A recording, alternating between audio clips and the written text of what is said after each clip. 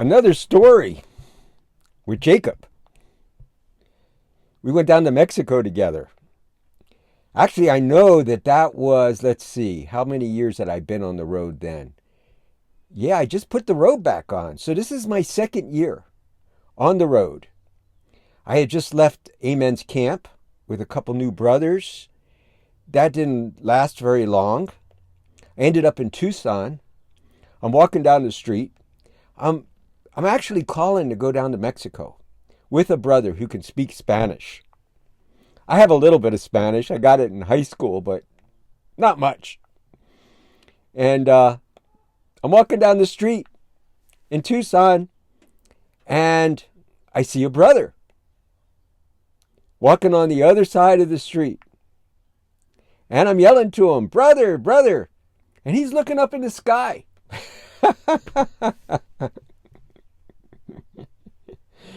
And the thing was that he used to wear glasses, and he gave them up for the walk, which was part of our original walk. Just to give up the dependency on those things and watch the Father work. And then the Amen would give you back the glasses later. But so I'm looking at him, I'm laughing. He can't see me. He finally connects. And he just came back from Mexico. He went down there with a brother, and the brother could not speak Spanish and felt uncomfortable not being able to speak the language after a while. Jacob is fluent. His parents were missionaries in Ecuador, and so he grew up with the Spanish language. And so he wants to go back. And I says to him, "Well, I'm your man." And we ended up doing quite a little journey in Tucson before we could get down there. But we ended up getting down there through Juarez. We went through Texas, from El Paso to Juarez. And then we tried jumping a freight train in Juarez. And the thing was, we had no money and we had no ID. We're in white robes and bare feet, total faith. We got thrown off the first train. The immigration caught us. We didn't want to go through immigration because I think it's, so many miles down past the border, they actually have an immigration check. And they want to make sure you got money. That's the main thing. And so we didn't have any to speak of. And we decided we were just going to take a freight train down. So we got thrown off the first one. And then we snuck into a second train that had a cattle car with no cow in it, no cattle in it.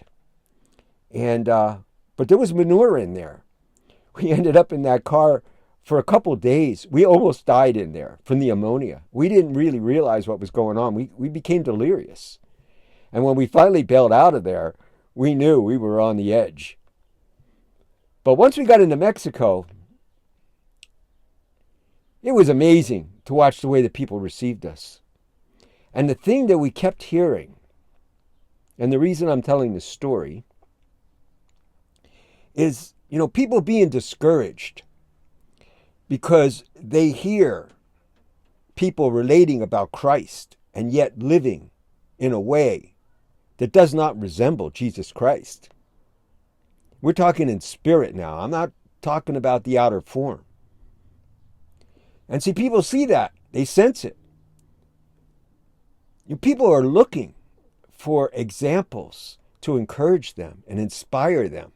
And of course, they're here on the earth. And if they look hard enough, the Lord's going to send them. But there's not a lot of them. And when people would see us, they would tell us. They'd say, "You're the only people we ever have seen that are actually really following Jesus." For them to see it in themselves, that meant it was indwelling in them already. They couldn't have recognized it in us if they didn't have it in them. So we were fulfilling it for them. And in that's an inspiration that, yeah, man, everybody can do this. And to whatever degree that you're able. The world needs it. The young people need it. Not people that are out there preaching the Bible and rhetoric that becomes either totally dead or somewhat dead. It's got to be alive. It's got to be your living witness. You know, when you're full with witness of faith, it has the power to increase other people who are seeking that. And that's what the world needs. You know, I'd meet people, sometimes it was their grandma. They'd say they only knew one person in their whole life who they felt a living faith in. You know, lots of people go to church. Lots of people even say they believe in Jesus. But is their life an inspiration of who he really is? Is it really a reflection of who he really is? See, that's our gig. You know, when you look at the troubles in the world, a big part of it is that people don't have much of that. You know, my mom, she tells me it's the schools, they don't teach the right things. You know, I just talked to her today. It's her 101st birthday tomorrow. Amazing. And her mind, you know, it was a beautiful conversation. I'm always amazed at how she is constantly increasing in the things that are real and important. And more clarity in her at 101. You know, it's a beautiful thing. But she relates, you know, from her point of view. And she, you know, says that the schools are not doing their job, teaching people things that are real and that are important. And I understand what she's saying. But of course, they can't teach things in the schools that people don't have already. And especially people that, you know, in order for it to be in the schools, everybody has to basically agree with it. So that's not going to happen in this world. Not the things of Christ that are real. Because the population doesn't agree with him. Period. That's a no-brainer.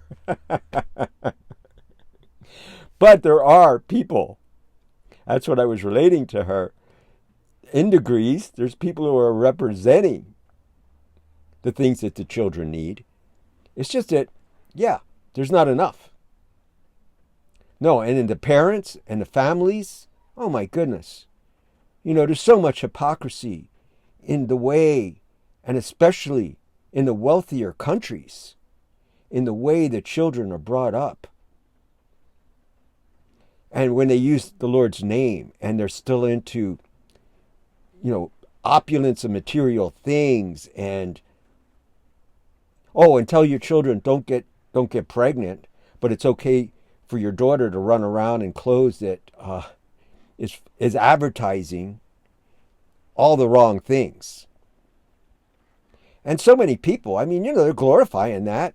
You know, they're glorifying it in the music and on and on. You know, the hypocrisy when you see it is so out front. Well, of course, in the children, they may not consciously understand what they're feeling, but they're feeling it. Sure they are. And in some situations, it's so extreme. I mean, you know, the children being abused in churches and by ministers and by parents and family members who claim to be followers of Christ. Oh my goodness. You know, and there's so much of that. So the need for the real examples, you know, people who have real relationships with the Father that are based on the truth of who he is. Oh, that is so needful. You know, and then, you know, if you are a younger person and you want to see this be a world that is not in the turmoil that it is now. You want to see this earth be a place that we can come and visit and enjoy in the way that it was intended.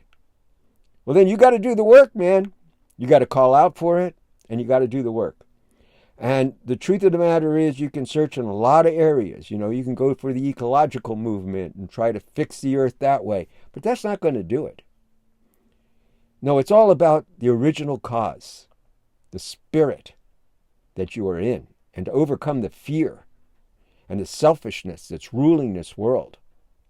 And the only way you're going to do that is by getting to know our Father and starting to experience His love pouring on you and on all His creation.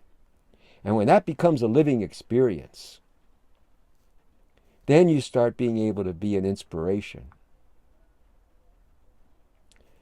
Yeah, everybody who has that is praying with their life for it to multiply. So be it, amen.